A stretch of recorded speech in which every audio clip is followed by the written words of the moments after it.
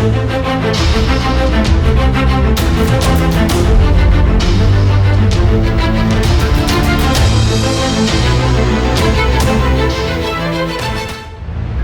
भी फौज में एक परंपरा चलती आ रही है, सदियों पुरानी परंपरा, जिसमें जवान अफसर को सल्यूट मारता है, क्योंकि मैं उस माहौल में रहा हूं तो मैं आपको एक बात बता रहा हूं, जितनी बार जवान अफसर को सल्यूट मारता है ना, उतनी बार जवान सोचता है काश यार मैं इसकी जगह होता, काश मेरे घर का एक बच्चा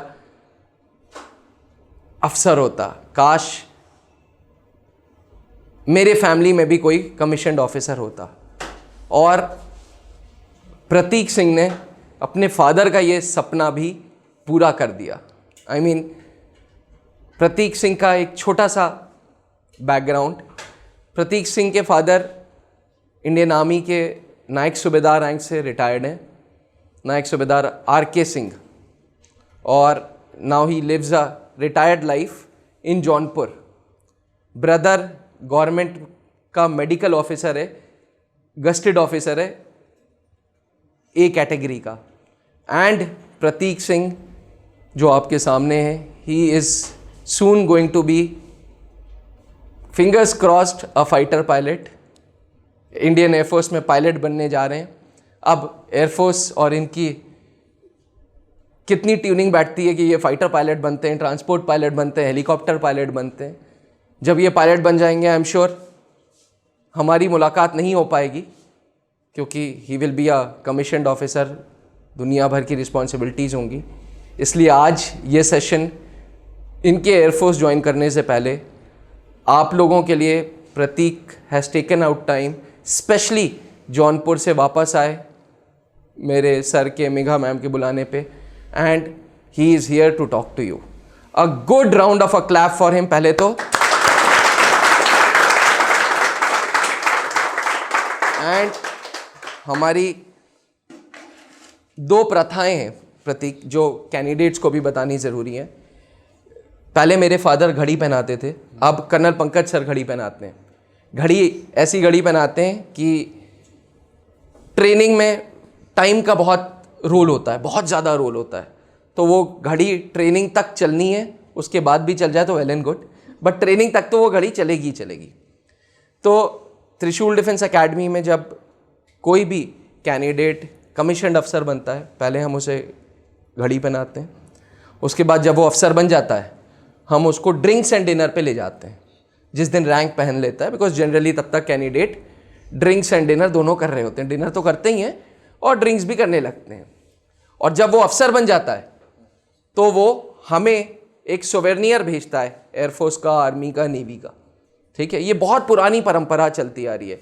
सोवेनियर मतलब वो टोकन हो गए। अब एयरफोर्स में जब आप पायलट बनेंगे तो दुनिया भर के की चेन्स, ये वो सब मिलते हैं आपको, तो वो आप कोरियर करते हैं टू त्रिशूल डिफेंस एकेडमी। एक छोटा सा सोवेनियर आपके लिए पहले तो, this is a small gift from all of us the faculty. Thank you.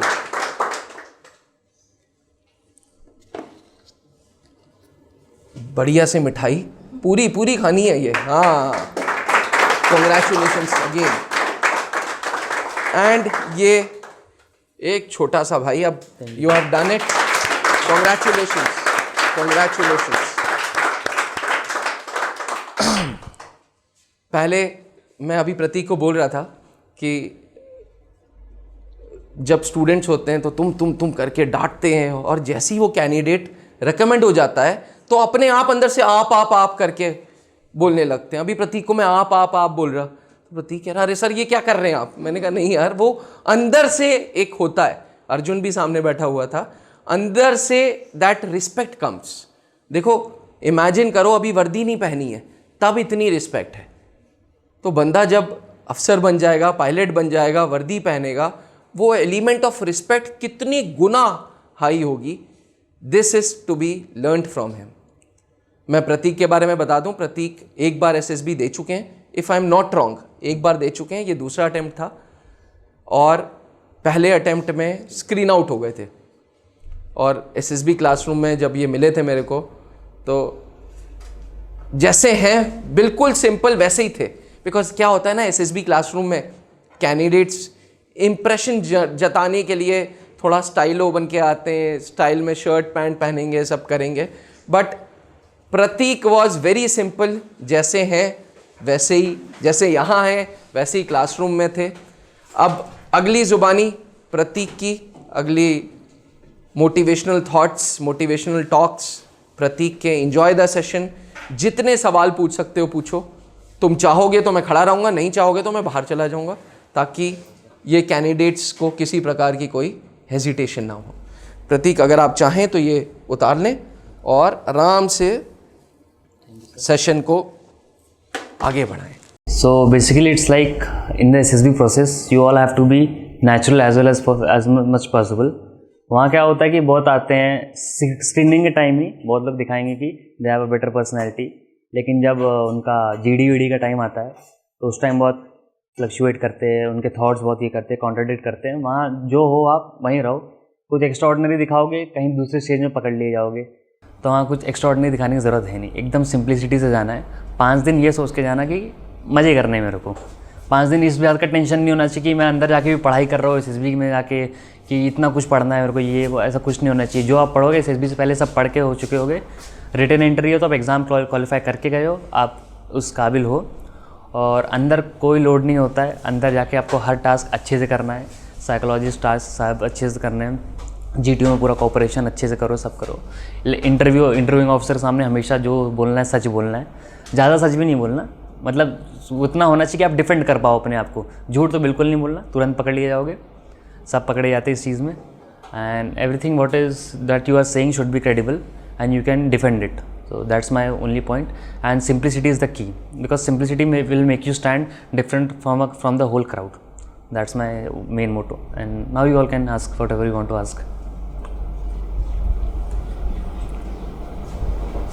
Yeah, what did you develop in yourself that you were able to clear the second attempt of SSB? What happened in my first attempt actually is during the group discussion process, I actually fumbled a lot. The confidence level was not that great in the first attempt. So what I did in the second attempt, I decided my narration will be the best part of me. That 1 minute that I will be getting, I will do the best that I can. In the GD, I decided that I will speak 3 to 4 times, not involved in that fish market that creates, generally that creates in the every GD that happens. You have to put 3 to 4 solid points and make sure that your points get selected in the final narration part of the GD.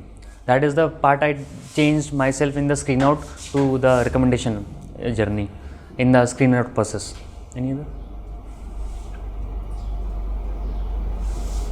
किसी और का कोई question? कुछ भी पूछो, कोई दिक्कत नहीं। आपने ऐसा क्या अलग किया कि मतलब जैसे आपके साथ बहुत सारे फ्रेंड्स आपके कैंडिडेट और भी होंगे जो आपके साथ प्रिपरेशन कर रहे होंगे, तो आपने ऐसा क्या अलग किया कि आप रिकमेंड हो सकें प्रिपरेशन के टाइम?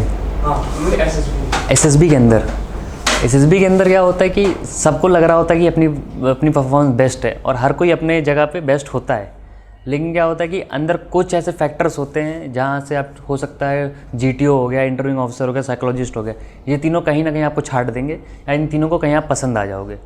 तो ये बताना कि मैंने कुछ अलग किया, ऐसा नहीं, मैं भी वही कर रहा था जो सब कर रहे थे, लेकिन जो तरीका होगा, जो कुछ भी होगा वो थोड़ा अलग होगा, जो मेरे को डिफ्रेंशिएट किया होगा उन लोगों से। क्योंकि बहुत लोग ऐसे थे जो डिज़र्विंग लग रहे थे पूरे बैच को कि हाँ इन लोग का होना है, लेकिन कुछ लोग रिकमेंड नहीं हो पाए।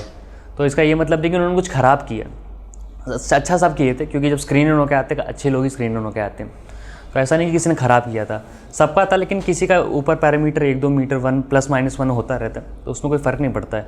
तो आप बता नहीं सकते, क्योंकि मेरे साथ भी जो स्क्रीन आउट हुए थे, मतलब जो कॉन्फ्रेंस आउट हुए थे, उनकी पर्सनैलिटीज़ भी अच्छी थी। मेरे को तो इनफैक्ट वो बेटर लग रहे थे मेरे से कि हाँ यार इतनी अच्छी पर्सनैलिटी है, बोलने का तरीका अच्छा है, सब इंग्लिश वगैरह सबकी अच्छी है। GTO में भी उन्होंने अपना GD में बहुत अच्छा से बोल रहा था, लेकिन वही होता है वो +- 1 कहीं होता है जहाँ आप दूसरों में फ़र्क आ जाता है। रिटर्न का मैं तो FCAT एंट्री हूँ। FCAT एंट्री का क्या है कि अगर आपकी इंग्लिश, मैथ्स और रीजनिंग अच्छी है तो आपको इतना प्रेशर लेने की ज़रूरत नहीं, क्योंकि GK मेरा हमेशा से वीक पार्ट रहा है। तो FCAT के टाइम मैंने इंग्लिश, मैथ्स और रीजनिंग बहुत फोकस किया था कि जितना उसमें स्कोर मैक्सिमाइज़ कर सकता हूँ उस मैक्सिमाइज़ कर लूँ, तो GK से जो एक्स्ट्रा पॉइंट्स मिल सकते हैं वो गेन कर लूँ मैं वहाँ पर। तो मेरे लिए जीके एक थोड़ा डीमेरिट पॉइंट था। बहुत लोगों की जीके अच्छी होती है तो जीके अपना मेरिट पॉइंट बना सकते हैं। तो मेरे लिए तो इंग्लिश, मैथ्स और रीजनिंग, क्योंकि मैं कैट की प्रिपरेशन कर रहा था तो ये तीनों चीज़ मेरी अच्छी थी, तो वहाँ से निकाल लिया। जो आपका मेन पॉइंट है उस पर ट्राई करो कि आप सबसे ज़्यादा नंबर गेन करो, फिर जो आपका वीकेस्ट है उसको अपना प्लस बना के चलो। एफ कैट के लिए मेरा ये। मतलब जैसे बहुत टीचर बताते हैं कि सिर्फ रिटेन पे फोकस करना है, एसएसबी के लिए भी करना चाहिए, मतलब आप क्या किए थे उसमें? मतलब एसएसबी से पहले क्या किए थे? एसएसबी के लिए क्या किया था मैंने अलग? रिटर्न का क्या हुआ था कि रिटर्न का मैंने फरवरी में अपना एफ कैट का पेपर होता है फर्स्ट अटेम्प्ट, वो वाला दिया। तो वो वाला अटेम्प्ट मैंने दिया कि मैं ट्रायल बेसिस पे कितना कर सकता हूँ स्कोर। तो इंग्लिश, मैथ्स और रीजनिंग वही अच्छी थी तो उसकी वजह से क्लियर हो गया रिटर्न। एसएसबी में आके मैंने कोचिंग ली थी, तो उस कोचिंग में मेरे को काफ़ी चीज़ पता चली कि कुछ एक दो चीज़ें कम है। जैसे मेरा जो CIQ में चीज़ नहीं पकड़ पाता था जल्दी, ऐसा अगर मेरे को 9-10 क्वेश्चन साथ में होते तो उसमें स्किप करता था। धीरे धीरे वो इम्प्रूव किया मैंने। और फिर होता है कि स्पीकिंग एबिलिटीज़ बेस्ट वो होनी चाहिए आपकी, आप कितना अच्छा एक्सप्रेस कर पा रहे हो आपका, क्योंकि SSB is all about expressing yourself. अगर आपने अपने को एक्सप्रेस ही नहीं किया अच्छे से तो जितने भी 3 वो हैं वो आपको समझ ही नहीं पाएंगे, और जितना एक्सप्रेसिव बनोगे उतना आराम से समझ पाएंगे और आपका रिकमेंडेशन हो सकता है उतना अच्छा बन जाए। और जैसे आप बोले जीके मेरा अपना वीक था, तो एसएसबी के अफेक्ट नहीं कुछ किया उसके लिए? फ्रेशर्स में एक्चुअली वो एक्सपेक्ट नहीं करते, आपको इतना जीके क्वेश्चंस नहीं पूछते हैं। हमारे बैच में PIQ बेस्ड हुआ पूरा, और जो रिपीटर्स थे उनसे थोड़ा जीके बेस्ड ज़्यादा पूछा। अगर आप फ्रेशर हो तो आपको जीके का इतना प्रेशर नहीं डाला जाएगा, लेकिन स्टिल जीके अच्छी होनी चाहिए। मेरी नहीं थी, वो खराब पॉइंट था।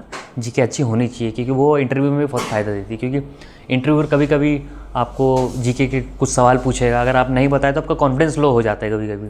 तो वो चीज़ ना हो तो आप जीके प्रिपेयर रखो। मैंने अब उस पर काम करना चालू किया है, देखते हैं। Should you be modest or should you express yourself as much as possible?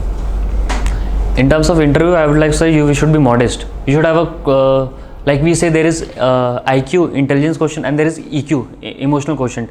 You have a balance. You should have a balanced emotional quotient. You should know what to express and how to express. Like there are some topics in the graduate entry.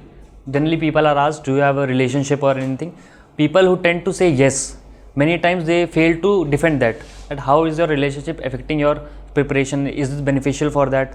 So even if you are saying yes to, there are some tricky questions. Even if you are saying yes to some tricky questions, you should be explained in a modest way. You should not go too much expressive in it, because then the interview understands a negative point also in you. And so modesty is the best thing. Keep it simple as much as possible. Don't make yourself get stuck in something. That's my own thing. How frequent are the cross questioning by the interviewer? Cross questioning are too much. Like my interview took place around 1 hour 20 minutes or 30 minutes. This long was my interview, and in my batch interviews were like 40 minutes, 1 hour, 2 hour. One candidate went up to 2 hours. So what happened is cross questioning happened a lot of times. But like in my graduation, I took a drop before my graduation. So when I told him that I had a drop, he asked, "Why did you take a drop?" I said, "For BTech." So then he said that but your degree is in another field, in management, in transportation management, supply chain and logistics. So why did you switch? You have to explain that I found a better career opportunity in it. And then why didn't you clear your NDA? So I even told that I didn't study enough. So he said that weren't you like enough motivated at that time for the defense forces? Then you have to explain everything. Like the cross questioning are too much. They will put you under pressure, too much pressure. That happens a lot. As you told that your father is in army, so उसका भी impact पड़ता है आपकी personality और discipline पे. So मतलब जैसे मेरे पापा भी आर्मी में ही है एज अ सूबेदार, so उसमें मेरे को भी पता चलता है कि क्या, जैसे आपको पता ही होगा, तो उसमें क्या आपने कुछ और एफर्ट मारे थे अपनी पर्सनैलिटी को चेंज करने में या मतलब मेंटेन करने में? See, you have a raw personality. पहला अपना रॉ पर्सनैलिटी होती है जो बंदे की है, फिर उसके बाद आप देखते हो आपकी पर्सनैलिटी में क्या वीकनेस है. मेरे में वीकनेस क्या था, मैं सुनता नहीं था जल्दी. सो वो थोड़ा कम था मेरे अंदर कि कोई कुछ बोल रहा है तो उसे कॉन्ट्राडिक्ट करता था, बहुत करता था. जीडी में भी जब यहाँ मॉक जीडीज होते थे उसमें मैं सुन रहा हूँ, हाँ ठीक है, इग्नोर करके आगे बढ़े. वो नहीं होना चाहिए. रॉ पर्सनैलिटी आपको अपनी समझ आनी चाहिए, आप कैसे हो, आप एक्सप्रेसिव हो, आप इंट्रोवर्ट हो, आप एक्सट्रोवर्ट है, सब आपको पता होना चाहिए. फिर उसके हिसाब से अपने हिसाब से काम करो. और being from army background, defence background, you are extrovert kind of people.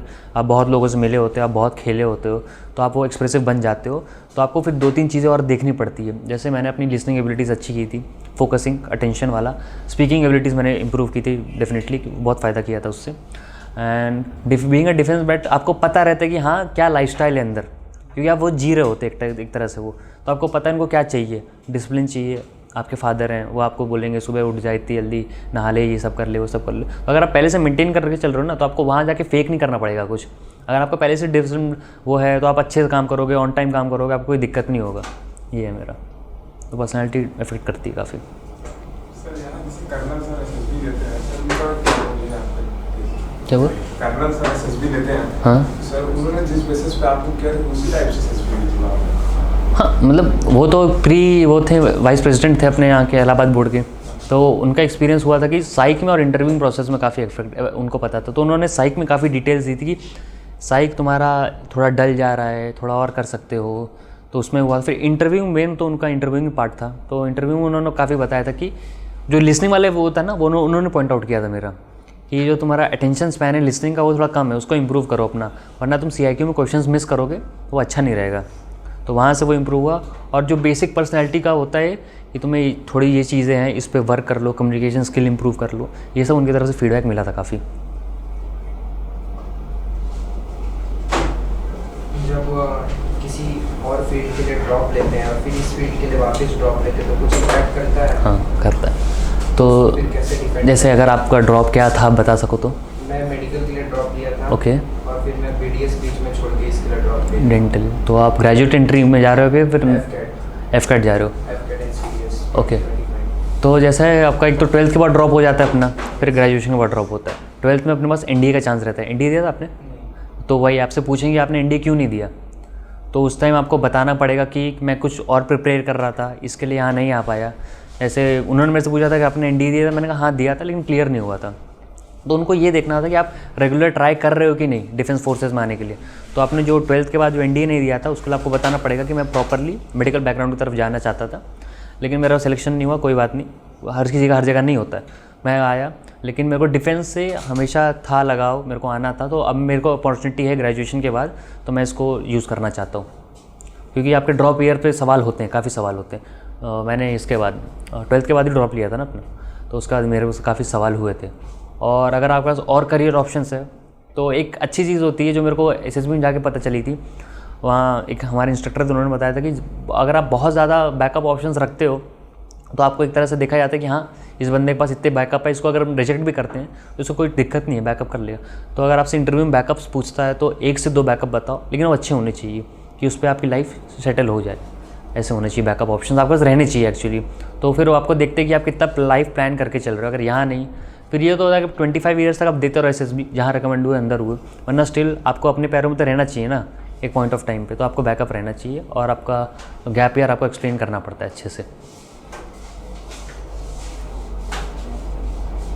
मतलब जैसे आप जब रिटेन का प्रिपरेशन कर रहे थे तो उस समय मतलब कभी कभार होता है कि कभी आप पढ़ते हैं, कभी डेली पढ़ते हैं, कभी नहीं पढ़ पाते हैं, मतलब हो ही जाता है ऐसे, तो उसको आप मेंटेन कैसे किया? जैसे अब मैं तुम्हें बताऊँ, मैंने FCAT के लिए रिटर्न के लिए एक्चुअली प्रिपेयर नहीं किया था। एप्टीट्यूड मेरी अच्छी थी तो मैं दिया, मैंने GK पढ़ा 1 हफ्ता अच्छे से, लेकिन जो ये चीज़ है ना पढ़ते नहीं, मैं CAT की प्रिपरेशन कर रहा हूँ अभी, तो उसमें मेरे साथ ये बहुत होता है कि 1 महीना पढ़ा, फिर 1 हफ्ते का वो ड्रॉप आ गया, कहीं मन उधर चला गया, कहीं बाहर चले गए, तो वो नहीं आ पा रहा है। तो उसमें होता है कि आपका अगर अंदर से मोटिवेशन है ना कि आप डिसाइडेड हो कि मेरे को करना है, तो थोड़े टाइम बाद अपने आप आने लगता है। और नहीं आ रहा तो आपको ज़बरदस्ती बैठना पड़ेगा। अगर आपको समझ आ रहा है कि हाँ ये मेरा वीकनेस है और नहीं हो पा रहा है तो बैठना पड़ेगा, थोड़ा अपने आप को प्रेशर देना पड़ेगा। मतलब जैसे टीचर के GK टीचर हैं हमारे, सारे टीचर मतलब बताते हैं, हाँ। कुछ दिन तो रहते हैं, फिर हाँ। 4-5 दिन तक रेगुलर रहते हैं, हाँ। फिर उसके बाद फिर डाउन होने लगता है। तो एक तरह से लैक ऑफ मोटिवेशन हो जाता है फिर। नहीं मतलब पढ़ने का फिर मन ही नहीं करता है, 4-5 दिन फिर 4 घंटा 5 घंटा पढ़ लिए, उसके बाद फिर नहीं पढ़ पाते हैं। तो वो फिर वो लैक ऑफ मोटिवेशन वाला फैक्टर आ जाता है वहाँ पर। वो नहीं होना चाहिए, होता है कभी नॉर्मल स्टूडेंट लाइफ होता है, हम लोग भी डिस्ट्रैक्टेड रहते हैं अभी नॉर्मल टाइम्स में, फ़ोन्स हो गए ऐसा बहुत डिस्ट्रैक्टेड रहते हैं हम लोग, अटेंशन स्पैन कम हो चुका है अपना, बेसिकली ये चीज़ है, तो इससे डिस्ट्रैक्शन होता है। लेकिन आपको अपने आप को बताना पड़ेगा नहीं भाई मेरा मेन गोल क्या है और मेरे को क्या करना है, क्योंकि अगर आप बोल के रखोगे ना कि ये गोल में है मेरा, तो आपके मन में चलेगा वो चीज़, आपको ये रहेगा कि हाँ ठीक है, फॉर ग्रांटेड नहीं लेना कुछ। अगर आप कुछ प्रिपेयर कर रहे हो, आपके माँ बाप का पैसा जा रहा है उस पर, टाइम जा रहा है, वो भी आपसे एक्सपेक्ट कर रहे हैं कि हाँ भाई हम अपने बच्चे को कहीं पढ़ा रहे हैं तो रिजल्ट ला के देगा। तो एट द एंड उनके बारे में सोचो कि क्या होता है। तो एक तरह से मैं बताता हूँ, मैं बैठा था कहीं किसी एग्ज़ाम से पहले, तो एक बंदे ने मेरे को एडवाइस दी थी कि पेपर से पहले हम लोग बैठे थे, उसने कुछ तो बोला था, कोई बात हुई थी हमारी, उसने बोला कि यार लोग बड़ा ग्रांटेड लेते हैं, एग्ज़ाम आ जाते हैं बिना प्रिपरेशन के देने, वो अलग चीज़ है, लेकिन ग्रांटेड लेते कि उनको ये समझ नहीं आता कि 2 घंटे जब उनका लड़का अंदर एग्ज़ाम लिख रहा होता है, उनके माँ या बाप बाहर बैठ के वेट कर रहे होते हैं कि हाँ मेरा बेटा खुशखबरी लेकर आएगा। तो एक तरह से ये मोटिवेशन लो कि अब जो भी एग्ज़ाम के लिए प्रिपेयर करो ना, तुम्हारे माँ बाप जो एग्ज़ाम सेंटर के बाहर होंगे उनको उदास मत करना, क्योंकि वो भी अपना काम धंधा छोड़ के तुम्हें एग्ज़ाम सेंटर लेकर जाते हैं, तुम्हारे लिए इतनी मेहनत कर रहे हैं। तो एक तरह से वो मोटिवेशन बना लो अपना। मेरे लिए तो फिर वही मोटिवेशन बन चुका है कि मैं नहीं चाहता कि मैं अपने पापा को कुछ ख़राब रिजल्ट दूँ, क्योंकि काफ़ी दिया मैंने, मतलब अपने 12th के आसपास काफ़ी मेरे एग्ज़ाम्स नहीं निकले थे, तो उस टाइम मैं ग्रांटेड लेता था कि हाँ ठीक है। लेकिन जब वो बात आई ना कि जब तुम एग्ज़ाम लिख रहे हो, तुम्हारे घर वाले घर में बैठ के प्रार्थना कर रहे होते हैं कि मेरे लड़के का निकल जाए, और तुम एग्ज़ाम में कुछ नहीं, मज़े कर रहे हो, सो रहे हो, कुछ भी कर रहे हो, ये नहीं करना चाहिए। अपने मम्मी पापा को सबसे बड़ा मोटिवेशन बना के रखो। जैसे बोलते हैं कि एसएसबी में इंग्लिश का बहुत बड़ा रोल है, इंग्लिश में बोलना, इंग्लिश मैथिंग, क्या ऐसा है? हाँ ये है।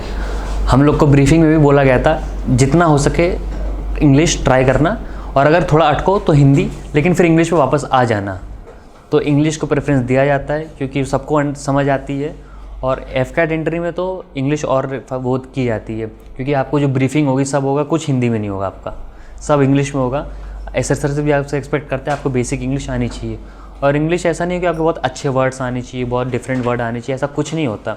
बेसिक इंग्लिश जो आप खुद अपने सामने ऑफिसर्स देखोगे ना, वो एक बहुत प्लेन इंग्लिश बोलते हैं, लेकिन सिंपल और एक्सप्रेसिव वे में बोलते हैं, आपको सब समझ आएगा। वो कोई भी ऐसा वर्ड नहीं यूज़ करेंगे कि आप सोच रहे हो कि क्या बोल दिया। Simple English, basic English, normal English जो आप यूज़ करते हो वही थोड़ा फ्लुएंट वे में यूज़ करना है, बाकी कोई दिक्कत नहीं। और एयरफोर्स में तो आपको इंग्लिश आना चाहिए, अच्छे से आना चाहिए। अभी हम जैसे देखें तो काफ़ी सारे कॉम्पिटेटिव एग्जाम्स आ गए हैं इस टाइम पे, जेई है, नीट है, देन उसके बाद एनडीए है, and right now I am in 11th class. तो मेरा एनडीए की तरफ जो अफेक्शन है वो ज़्यादा है, एंड मैं अभी ऑफकोर्स एनडीए की प्रिपरेशन कर रहा हूँ। तो एक टाइम मैनेजमेंट की चीज़ होती है, वो बहुत इंपॉर्टेंट होती है, तो उसके लिए कोई आइडिया दीजिए, मतलब वीकली बेसिस पे। देखो I don't study around time. मैं सर ये नहीं होना कि मैं इतने बजे उठूँगा, मैं इतना पढ़ूँगा, वो होता है अगर आपको, जैसे मेरा दिन का ऑब्जेक्टिव होता है, मैं सुबह उठता हूँ, जैसे भी मैं कैट की प्रिपरेशन कर रहा हूँ राइट नाउ, तो मेरे को सुबह उठता है, मेरे को इतने लेक्चर्स देखने, इतने असाइनमेंट कंप्लीट करने। अब वो मेरा 3 घंटे में हो, 4 घंटे में हो, 5 घंटे में, वो मेरे को फ़र्क नहीं पड़ेगा। अगर मैंने सुबह ऑब्जेक्टिव बनाया है तो वो कंप्लीट हो जाना चाहिए रात तक, वरना वो अगले दिन के लिए बैकलॉग होता चला जाएगा। तो टाइम मैनेजमेंट इंपॉर्टेंट होता है, लेकिन मैं वैसे करता था, सुबह उठता था, टारगेट बनाऊँगा कि इस दिन में इतना हो जाना चाहिए, क्योंकि नवंबर में कैट है और बेसिकली सितंबर तक आपका सिलेबस हो जाना चाहिए कंप्लीट। तो सब लोग ऐसे ही करते हैं कि एक दिन में इतने अरिथमेटिक कंप्लीट किया, अलजेब्रा कंप्लीट किया, ये कंप्लीट किया, सब ऐसा टाइम बना के चलो। मैं इस फोकस में ज़्यादा रहता हूँ कि डेली टास्क लेकर चलता था कि इतना दिन, फिर मेरे को 3 घंटा लगे, 4 घंटा लगे, वो मैटर नहीं है, लेकिन अगर उठ के इतना कर लिया कि आज हाँ इतना हो जाना चाहिए और हो गया तो अच्छी बात रहती थी। वैसे वो सिलेबस बैकलॉग नहीं बनता था आपका, ये हो जाता है मेरा। फिर अब टाइम में कुछ का होता है, कुछ लोग रात में अच्छा पढ़ते हैं, कुछ दिन में अच्छा पढ़ते हैं, कुछ दोपहर में हो गया, कुछ लेट नाइट स्टडी करना पसंद करते हैं। सबकी फ्लेक्सिबिलिटी होती है, सब अच्छा है, कुछ ख़राब नहीं है। जिसमें आपका मैक्सिमम गेनिंग आ रही है वो उस टाइम पे पढ़ो। ऐसा नहीं कि अगर सुबह 5 बजे उठना है, फिर एक डिसिप्लिन लाइफ होती है, वो अपना फॉलो करो, अच्छी बात है। लेकिन जो आपको लग रहा है कि आप ये एफिशिएंसी के हिसाब से काम करो, जब आप सबसे ज़्यादा एफिशिएंट हो पा रहे हो उस टाइम पे अपना जो वर्क है सबसे ज़्यादा डालो। क्योंकि अगर आप सुबह उठ ही नहीं पा रहे हो, वो कह रहे हो कि मैं सुबह नहीं उठ पाता, नहीं पढ़ पाता, कोई बात नहीं, बुरा नहीं है, थोड़ा लेट उठो, अपने बॉडी को रेस्ट दो, दोपहर से पढ़ने बैठना चालू करो, लेकिन फिर रात में एक्स्ट्रा आवर्स आ जाने चाहिए आपके पढ़ाई में, ताकि आपका डेली टारगेट कंप्लीट हो जाए। ऐसा रहता है मेरा। एंड एनडीए का सिलेबस इतना वास्ट है, तो like something about 7 subject, 8 subject it goes on. तो देखो यार, एनडीए मेरा क्लियर हुआ नहीं था, मैंने क्योंकि प्रिपरेशन नहीं की थी। एनडीए का मेरे को इतना एफकैट का आइडिया, मैं एफकैट का बता सकता हूँ, एनडीए मेरा क्लियर नहीं होता। किसी बंदे का एनडीए क्लियर हो तो उससे पूछ लेना, एनडीए का मेरे को आइडिया नहीं है। You have told about backup in when interviewer asked me that what backup you have. So what should I give the answer? Like if I told some other option other than defense, so is it impact No. It never impacts you negative, because especially what happens in fresh 10+2 entries, there is no much load of backup. Like you are just 12th pass out, the backup scenario comes in the graduate entry. Like you are graduate, then you should have a backup. And if it's a non-defense, everyone have a like defense aspect and a non-defense aspect. You should be in both the terms. Like my backup was I got in the last stage of placement in a PSU known as GFCCL. So I was told him that like this I got a college placement and I'm nearly to get admitted into that. So he asked like it is a better option. You will get a job in railways, like it's a permanent job. Why want to join defense forces? Then you should be able to explain that defense is your most priority. And in 10+2 entries, you should have backup like exams. What other exams you are focusing along with defense? Like this has to be go till your age limit justifies. But other like if you are from maths background, like JEE Mains is the most common thing. Medical background, bio, NEET is the most common thing. And other exams are also there that you can suggest that sir I am preparing along with preparing it with NDA or any other entry that I am preparing for this exam also. If I don't get admitted into don't get recommended, I will keep on trying for the defense aspect, but be in a place where I can be continue with my graduation or any other thing that I will do and keep on preparing with this. You have to say that. As I have heard that in most of the screening round, most of the students get rejected or Screened out. First पहले दिन हो जाता है. What qualities should I develop that, or what should be that point so that I get screened in and other processes? For screening, the difference I saw when I got screened out and this time I got recommended was, one is the narration, how good you are and how good narrator you are, how good you speak. Like in the PPDT aspect, you first narrate, then you go to the GD part. Narration is the most important part, and apart from narration, the OIR that you give, the first entry, that whenever you enter the exam, you have your breakfast, then you have a OIR. You should have a better OIR.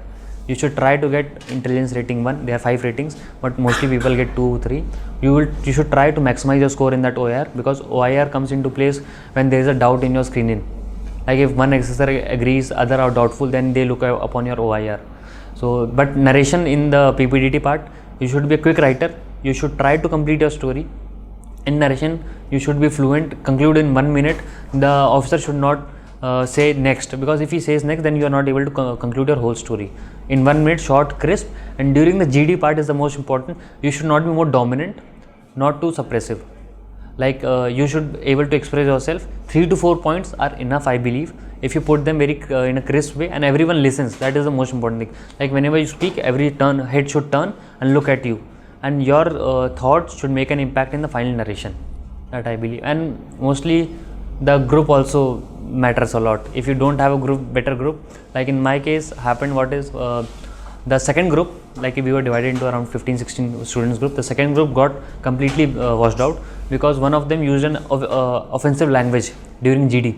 What happened is the whole group got screened out. So your group also matters, but apart from group, your personal skills and narration and how effective you are in your GD matters a lot. Sir, should you have a stern personality or a more mellow personality? What is given preference? You should have a moderate, mellow personality. I guess moderate is always the best. Like you should be adaptable. If your group is violent, you should be able to speak in a way that everyone listens, but be respectful to everyone. And in terms like everything that is going right, you should be calm in at this, because that comes place in during your PGT and HGT task. Like people get frustrated very soon, like if they are not able to make bridges and all, so they get frustrated, they reject ideas, they only try to put their own ideas. In that, you should have a moderate personality and you should be flexible. You should be able to change yourself according to the situation. You should be, I would say, more adaptable to the situation. Does freshers get some benefits in SSBs, like I will give next year? Actually, what happens is freshers, they don't expect you to know a lot of things about the defense forces. They are like, you are a fresher, it's your first time. So I guess it's basic. They go a little bit soft on you. They are not harsh as on the repeaters. So if you have a more better chance in getting recommended when you are a fresher. Because in my interview, I was screened out once, so I was in the freshers line only. So they didn't ask me very technical questions, a very more defense oriented GK and all those things. It was most about my PIQ form. But in the recommended sections of people who are repeaters, So they were being asked a lot about GK, about defense forces, about air force a lot. So in freshers you have a very good chance of getting recommended if you do good. Does getting good marks in writtens give you an edge in interviews now? Actually, they never ask your marks in the whole SSB. Nobody is going to ask how much. No SSR is going to ask you how much marks did you get. That is not even their concern. They are more concerned about recommending you. You will never see your marks in the whole SSB process during document verification or after getting screened in. When you get document check, you will never get to see your marks or any SSR asking you. So don't get distracted by marks plays a role in SSB. You are here for recommendation. Marks plays a role in your merit list at the end. So if you have a low marks, don't worry, go try to get recommended, and when you have merit out, try to get better marks in the next exam and come again. So in SSB there are so many things like SRT, PPT and VAT. So for that what you have done, like मतलब जैसे कि SSB 14 दिन जो preparation यहाँ त्रिशूल में करवाते हैं, सिर्फ आपने वहाँ पर ही ये चीज़ की कि उससे पहले से आप करते चले आ रहे हैं? Okay, so actually what happened in मेरा 11th-12th में मेरा ऑप्शनल सब्जेक्ट साइकोलॉजी था. तो SRT, टैट, वैट हमने स्कूल में सब कर रखा था. तो मेरे को बेसिक आइडिया था कि क्यों होता है ये. एक तरह से आपको टाइम कम मिलता है, लाइक SRTs में आपको 30 मिनट मिलता है, वैट में आपको क्या बोलते हैं 15 मिनट मिलता है. तो प्रेशर सिचुएशन में डाल के जब आपका फर्स्ट थॉट होता है तो आपका आज तक लाइफ पर जितना भी एक्टिविटीज़ हो रखा है वो सब आपके सबकॉन्शियस माइंड में जा रहा होता है. तो एक्चुअली वो चेक करना चाहता है कि सबकॉन्शियस माइंड में क्या है और आपका इंस्टेंट रिस्पॉन्स क्या निकलता है. क्योंकि अगर आप फेक करने चलोगे, मैं सोच के हर कुछ लिखो, तो आप कंप्लीट ही नहीं कर पाओगे. 30-35 ऐसे होंगे तो उनको भी पता था ये बंदा सोच रहा था बहुत. तो SRTs is all about your personality, your past experiences कैसा गया है. और फिर SRTs आप प्रैक्टिस भी कर सकते हो खूब, कि लिखने का स्पीड बढ़ा लो. SRTs मेरा 57 हुआ था, वैट मेरा 62 पूरा हो गया था, टैट सारी स्टोरीज बन गई थी मेरी. और बेसिकली आपका टैट से काफ़ी पर्सनैलिटी जज हो जाती है आपकी. ये सबसे पहले वही होता है साइक में, टैट से काफ़ी पर्सनैलिटी जज हो जाती है. SRTs और वैट भी एक थोड़ा सा रोल प्ले करता है. लेकिन अगर आप रेगुलर प्रैक्टिस कर रहे हो ना तो अब बन जाता है. और स्टोरीज़ अपनी ट्राई करना, जितना हो सके उतना मॉडरेट रखने की कोशिश करना. मैंने कुछ एक्स्ट्रा ऑर्डिनरी स्टोरीज़ कभी नहीं लिखी है कि कोई चला गया, जंग हो गई, बाढ़ आ गई, ये सब दिख रहा है तो उसमें लिखो. ज़बरदस्ती मत बनाना कुछ, क्योंकि वो फिर पता चल जाता है कि आप फेक करने की कोशिश कर रहे हो, ज़बरदस्ती आप सीन्स क्रिएट कर रहे हो. ये सब अच्छी चीज़ें नहीं होती है. जैसा भी आपने बोला कि मतलब जो सिंपल है वही लिखना है. तो मतलब ऐसे तो सभी सिंपल ही लिख रहे होंगे, तो मतलब सब तो सेम ही एक तरह से लिख रहे हैं, सिमिलर ही लिख रहे हैं. तब उसमें मतलब अब वो आप देखो ना, PPDT में सबको तो एक ही स्टोरी मिलती है, एक ही पिक्चर मिलती है. लेकिन हो सकता है 12-16 लोग होते हैं, 16 के 16 की अलग स्टोरी आ जाती है. वही होता है, आपका आज तक का एक पास्ट एक्सपीरियंसेस वहाँ दिखता है कि आपने लाइफ कैसे एक्सपीरियंस की है, आप किसी चीज़ को कैसे देखते हो, वो निकल के आता है. और हर किसी का चेंज अलग होता है, सेम कभी आते ही नहीं है. बहुत रेयर केसेस होता है कि 2-3 लोग एक साथ मैच हो गए कि भाई एकदम सेम स्टोरी बना दी. ऐसा नहीं होता है. सबका पास्ट एक्सपीरियंस डिपेंड करता है और अलग ही बनता है सबका. उसमें आप टेंशन मत लो कि मैं सिंपल बना रहा हूँ, मेरे बगल वाले सिंपल बना रहा है. वो साइक टेस्ट है, आपका टेस्ट है वो पूरा. आपको ना इधर देखना है ना उधर देखना है, जो आपको आ रहा है मन में लिखते जाओ, कोई दिक्कत नहीं है. और नेगेटिविटी अवॉइड करना चाहिए. हर कोई बोलता है वो अच्छी बात है, नेगेटिविटी नहीं आनी चाहिए आपके पूरे साइक में. क्योंकि हमारे यहाँ 8 लोग का साइक दोबारा हुआ था, और उस साइक में अगर आपको थोड़ा कन्फ्यूजन होता है तभी आपको दोबारा बुला लिया जाता है कि आप दोबारा साइक दो. तो जितना कॉन्ट्राडिक्टिंग नहीं होना चाहिए कि आपने टैट की स्टोरीज़ बनाई तो उससे आपकी कुछ पर्सनैलिटी आ रही है, आपने SRTs लेके उससे कुछ अलग पर्सनैलिटी आ रही है. तो कॉन्ट्राडिक्शन नहीं होना चाहिए आपकी किसी भी चीज़ में. जो है सिंपल है. और जब आप SRTs एकदम यहाँ प्रैक्टिस भी करना ना, रॉ माइंड से लिखना, कुछ मत सोचना कि अगर ये आएगा मैं ये लिखूँगा, ये आएगा ये लिखूँगा. SRTs के लिए बेस्ट है. मैं ऐसा करता था, क्या बोलते हैं, मेरा रिएक्शन और रिस्पॉन्स क्रिस्प लाइन में, मतलब 1.5 लाइन में रिएक्शन रिस्पॉन्स हो जाना चाहिए. उससे लंबा खींचा तो आपके नीचे वाले छूटते चले जाएंगे, और नीचे वाले छूटते चले जाएंगे, आप पर प्रेशर क्रिएट होता जाएगा. फिर माइंड में और माइंड गेम्स चालू हो जाते हैं ना फिर धीरे धीरे. SRT पूरा आपके ब्रेन के ऊपर है, आप कितना जल्दी. सिंपल है, रिस्पॉन्स रिएक्शन, रिस्पॉन्स रिएक्शन. पहला क्या परसीव किया आपने, क्या रिस्पॉन्स है, रिएक्शन खत्म. ज़्यादा कुछ लोड नहीं इसमें. What sparked your interest in the defense field and why Air Force? I was all from a defense background from my childhood, so I saw the whole life. It is very good life. You see, your family definitely gives a very better life. The serving person has some difficulties in field posting and all, but you have a better life, you get a different life, I would say, from the corporates, from or any other government jobs. You get new experiences, you get postings, you get to see different things, different scenarios. So your management skills and everything, you can be your best version in defense. I believe that is.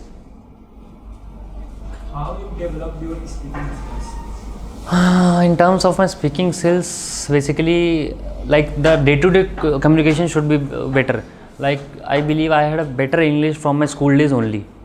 So being from an APS Kanpur Army School, have a better education system. So there, and English is something that you should work upon yourself. Watch English podcast plays a very important role in my life during English communication. Like I used to watch a lot of podcast, how they speak, how to convey, and that was the main important thing. And speak, and during your GDs, try to speak as much in English. During your lectures, practice your lectures. Take any specific topic, start speaking on it for 3 minutes. Then you will see what you lack. Like, do you lack knowledge or the speaking part? You will understand that. चलो भाई, we must thank Prateek now, because काफ़ी देर से session चल रहा था, बीच में break भी मिला आप लोगों को. आई एम श्योर आपके मोस्ट ऑफ द क्वेश्चंस के आंसर्स प्रतीक ने दे दिए होंगे. फिर भी ये जो एसोसिएशन होता है, ये ज़िंदगी भर का एसोसिएशन होता है. तो आई वुड रिक्वेस्ट प्रतीक, एक बार एयरफोर्स अकेडमी ज्वाइन करने से पहले आना ज़रूर. जो स्टूडेंट्स होंगे उनसे मिलना आप. And when ever you get time, the good part is आपका घर बहुत दूर नहीं है इधर से. सो प्रॉबली जब भी आप कहीं से भी लैंड करेंगे तो इलाहाबाद में ही आएंगे, है ना. So keep meeting us, keep meeting our students. Thank you so much, and a good round of applause for him again for clearing FCAT and joining Indian Air Force. देखो, रिटन क्लियर करना अलग है, written interview, सारी चीज़ें clear करना अलग है. So it gives us good pride. अभी कर्नल साहब भी आए थे, कर्नल साहब ने भी प्रतीक के साथ वीडियो बनाई. So it gives us pride and एक मोटिवेशन हो जाता है हमारे एजुकेटर्स, कर्नल साहब सब में, कि अब वो सिलसिला चालू रहेगा. ये 651th सिलेक्शन था इन 20 years, और अब नेक्स्ट बारी आप लोगों की. थैंक यू, जय हिंद. अब डिफेंस एग्जाम क्रैक करना हुआ और भी आसान. त्रिशूल डिफेंस एकेडमी लेकर आए हैं बिल्कुल ही एडवांस लर्निंग ऐप. तो आज ही ज्वाइन करें और स्टार्ट करें अपनी ऑनलाइन क्लासेस.